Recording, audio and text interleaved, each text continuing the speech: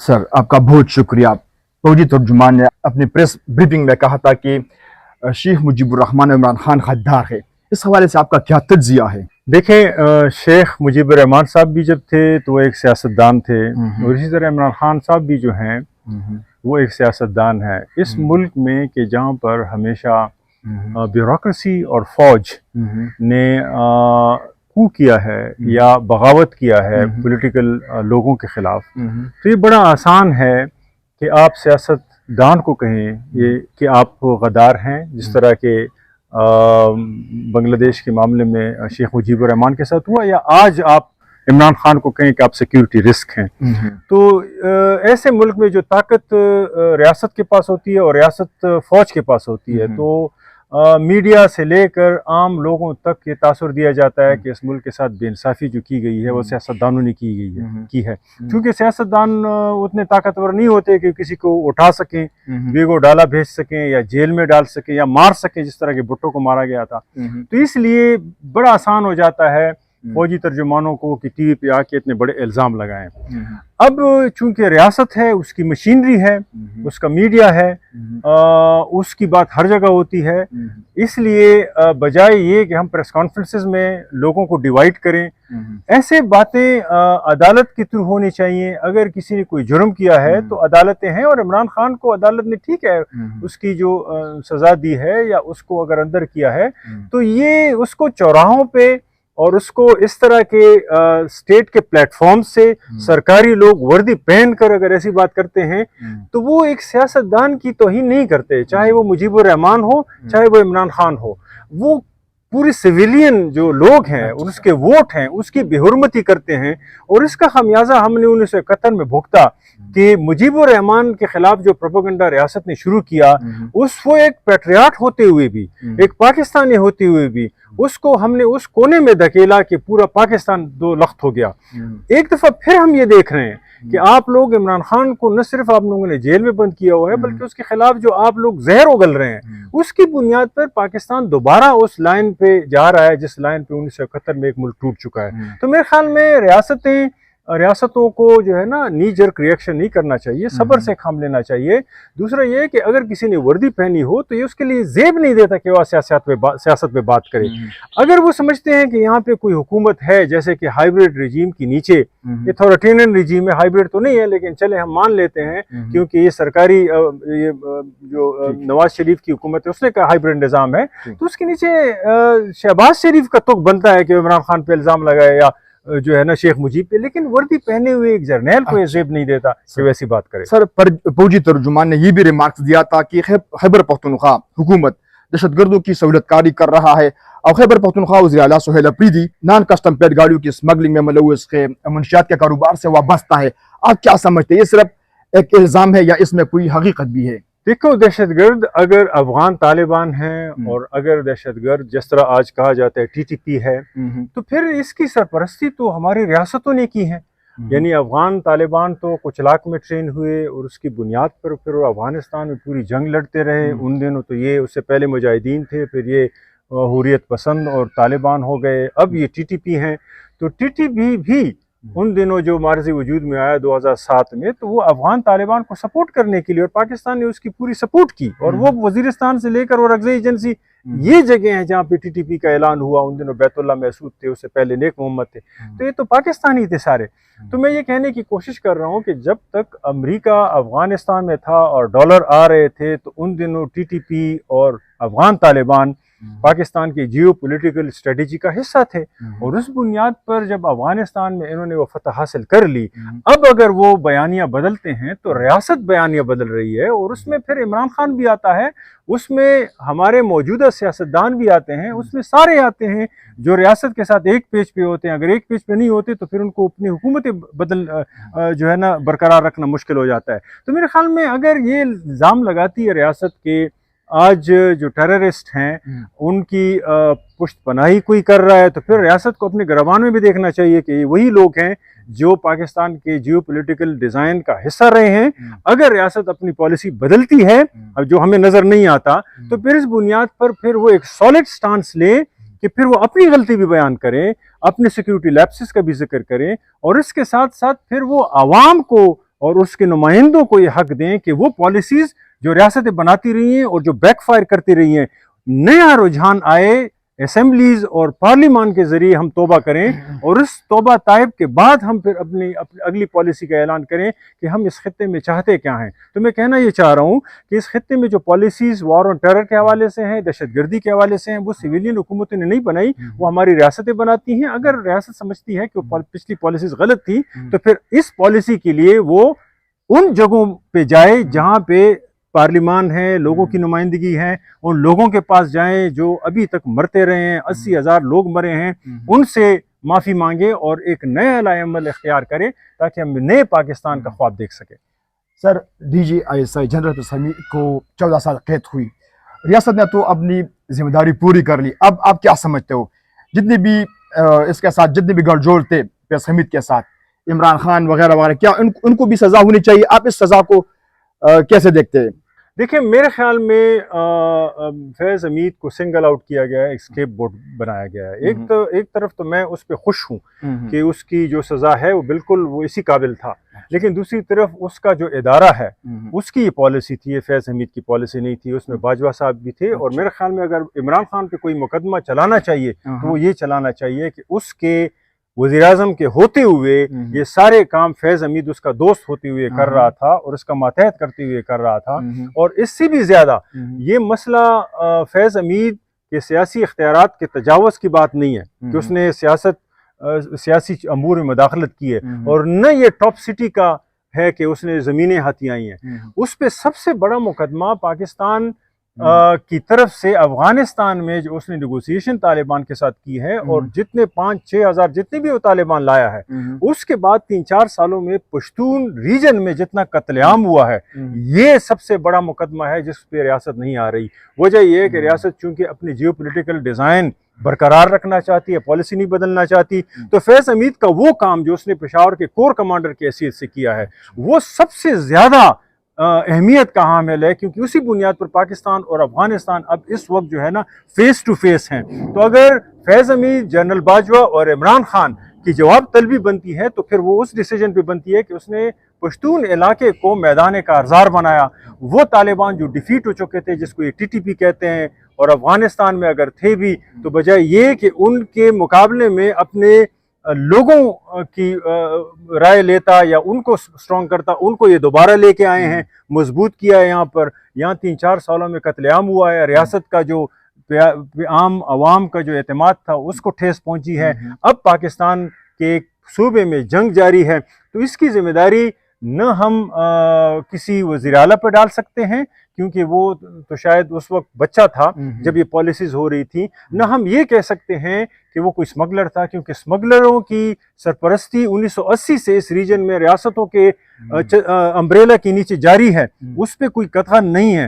اگر ہے اور ابھی رہی ہے تو پھر جس طرح جو ہے نا سہیل افریدی صاحب پہ الزام لگایا جا رہا ہے، تو 1980 سے پھر ریاستوں نے جن لوگوں کی آبیاری کی ہے، اسمگلنگ کے ذریعے پروجیکٹ فنڈ کیے ہیں، اب تک پھر پورا، اور یہ پھر عدالت کے ذریعے ہونا چاہیے، یہ کسی کی وردی میں کھڑے ہو کر الزام لگانے سے بات نہیں ہوتی۔ سر آج 5th جنریشن کا وار ہے، ہندوستان سے تھریٹ سے، افغانستان سے تھریٹ سے۔ فوجی ترجمان نے یہ بھی ریمارکس دیا تھا کہ PTI کی سوشل میڈیا بیانیہ بناتا ہے، پھر افغانستان میڈیا کے ذریعے اور ہندوستان میڈیا کے ذریعے پھر پروپیگنڈا کرتے ہیں۔ ماسٹر مائنڈ سیٹ بیٹھا ہوئے باہر، پاکستان کے باہر، اور اس کا تعلق PTI سے ہے۔ اور عمران خان کا جو سوشل اکاؤنٹ ہے، ٹویٹر، فیس بک اکاؤنٹ، یہ باہر ملکوں سے چلایا جاتا ہے، اور یہ پاکستان کے خلاف زہریلا پروپیگنڈا اور بیانیہ بناتا ہے۔ کیسے دیکھتے ہیں آپ اس ریمارکس کو؟ دیکھیں، اگر پاکستان کے باہر بھی بیٹھتے ہیں تو وہ پاکستانی ہیں، اور پاکستانی اگر پاکستان کے اندر ایسے پروپیگنڈے کرتے ہیں وہ بھی پاکستانی ہیں۔ تو پھر دشمن کوئی نہیں ہے، دشمن ہم اپنے خود ہیں۔ ہم ایسی پالیسیز کیوں اپناتے ہیں کہ اپنے بچوں کو اپنا دشمن بنا لیں؟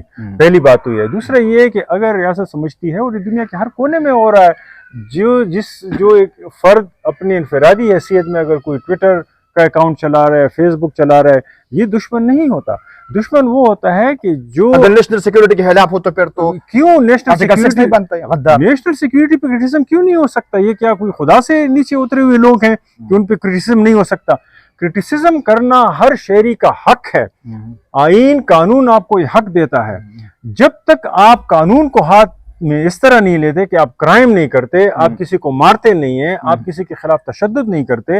ہر شخص کو پروٹیسٹ کرنے کا حق ہے, جس طرح کہ ریاست کو یہ حق ہے کہ وہ آئین اور قانون کے ذریعے اس کے خلاف کارروائی کرے, نہ کہ ویگو ڈالے بھیجے, نہ کہ جو ہے نا اس کو پولیٹیسائز کرے, نہ کہ ہر اچھی کہی ہوئی انصاف پسند بات کو انڈیا سے ملائے, نہ کہ ہر ریزسٹنس کو, ہر پروٹیسٹ کو عمران خانی سیاست کہہ کر اس کو ریجیکٹ کرے. میرے خیال میں ریاستوں کو اپنے گریبان میں دیکھنا چاہیے. اگر جمہوریت نہیں ہے ان ریاستوں میں تو اس کا مطلب یہ نہیں کہ جمہوری اقداروں کو بھی کرمنلائز کریں. پروٹیسٹ کرنا ہر شہری کا حق ہے. اس بنیاد پہ کسی کو انڈیا کا ایجنٹ قرار دینا یا کسی کو امریکہ کا ایجنٹ, اگر یہ پالیٹکس رہی سر, اگر تو پھر اس ملک میں پھر ٹھیک ہے, لیکن 9 مئی اور 26 نومبر کس نے کیا سر؟ ہر شخص وہ ان کو بنایا کس نے, اور اس پہ تو مقدمے جاری ہیں, اس پہ تو کسی نے اعتراض نہیں کیا, اس کے پیچھے تو لوگوں کو سزائیں بھی ہوئی ہیں. ریاست تو کوشش کر رہی ہے اپنے تو ریاست ایسی کوشش کر رہی ہے کہ لوگوں کو تھا اس کو تو سزا ہوگی. میری بات سنیں, ریاستیں اگر کر رہی ہیں تو ایسے یہ طریقہ نہیں ہے کہ آپ ان کو ٹی وی پہ بلا کے ان کو کہیں کہ ہاں میں جو ہے نا وعدہ معاف گواہ ہوں اس پہ, اور مقدمہ نہ چلے اور وہ جائے. میں یہ کہنے کی کوشش کر رہا ہوں اگر کسی نے بھی کرائم کیا ہے تو یہ اس کی سزا اس کو ملنا چاہیے, لیکن یہ ریاست کا کام نہیں ہے, یہ عدالت کا کام ہے جو ریاست کا ایک ادارہ ہے, اس کی تھرو ہونا چاہیے. اگر آپ اس طرح کریں گے تو آپ کی ریاست جو ہے نا مشتبہ بنے گی. اسی لیے یہ ساری پروٹیسٹ ہو رہی ہے. میرے خیال میں پی ٹی آئی کے بہت سے لوگ بھی یہی کہہ رہے ہیں کہ عمران خان کو انصاف کے کٹہرے میں لے آؤ, اگر اس نے جرم کیا تو اس کو سزا دو. اور اسی طرح عمران خان کے جو لوگ ہیں اگر وہ انہوں نے 9 مئی کا اس طرح سے کیا جس طرح ریاست کہتی ہے تو اس کو انصاف کے کٹہرے میں لایا جائے. انصاف کے کٹہرے میں لایا ہوتا, عدالت نے اس کو جیل بھیجا ہے کیونکہ اس پر الزام تھا کہ اس نے 190 ملین پاؤنڈ کی کرپشن کی, اور وہ ثابت بھی ہوا ہے عدالت میں, اس لیے تو سزا یافتہ ہے. حکومت تو کہہ رہا ہے کہ وہ سزا یافتہ ہے. میں نے عمران خان کی سزا پہ ہم نے بات نہیں کی, ہم نے اس پہ بات کی کہ عمران خان کو اگر آپ نے سزا دی ہے اور عدالت نے دی ہے تو دیٹس اوکے, ٹھیک ہے, لیکن اس کے باوجود اگر آپ اس کو ملنے نہیں دیتے, آپ اس میں کیمرے لگاتے ہیں, آپ اس کے خلاف جو ہے نا وردی میں اٹھ کے آپ پریس کانفرنسز کرتے ہیں, یہ طریقہ نہیں ہے کسی بھی جگہ پر. سزا اس کو دی گئی ہے جو ایک عام قیدی کو سزا ہوتی ہے اس طرح اس کو بھی ملنی چاہیے, کسی کے لیے اسپیشل ٹریٹمنٹ نہیں ہونی چاہیے.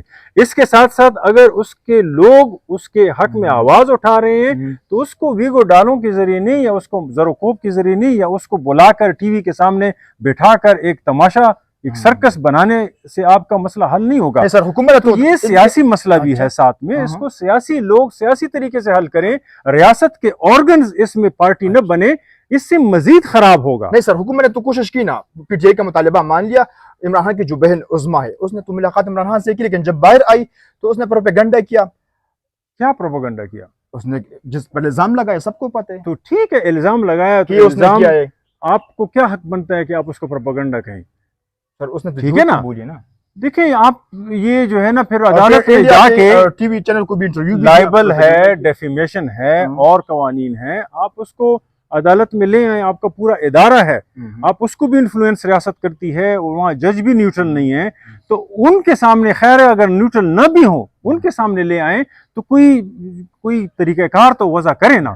یہ تو طریقہ نہیں ہے کہ آپ لوگوں کو زور و کوب کرتے ہیں, ان کو مارتے ہیں, ان کو تھریٹ کرتے ہیں, ان کو کالیں کرتے ہیں, پریس کانفرنسز کرتے ہیں.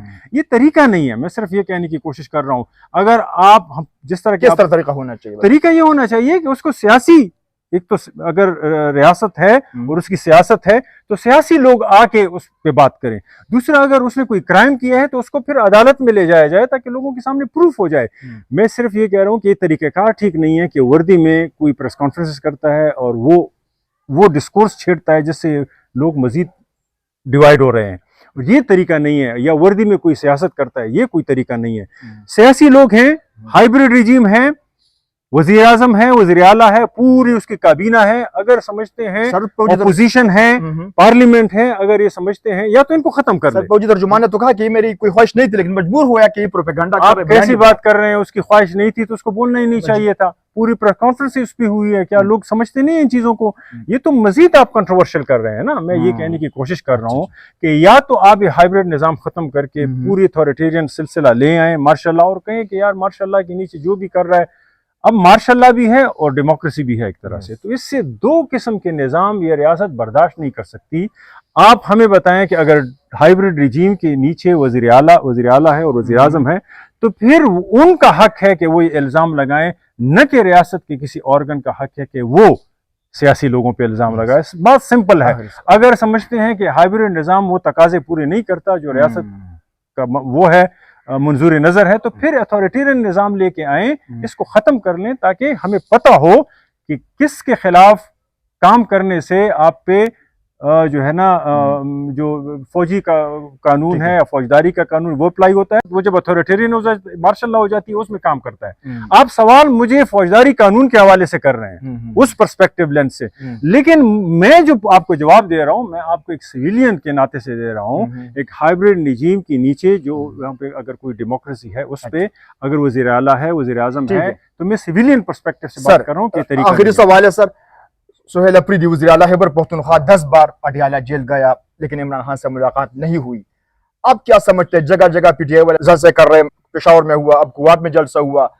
سر آپ کیا سمجھتے ہیں، کیا یہ ذریعہ عمران خان کو رہا کرنے کے لیے یا مفاہمت یا مذاکرات؟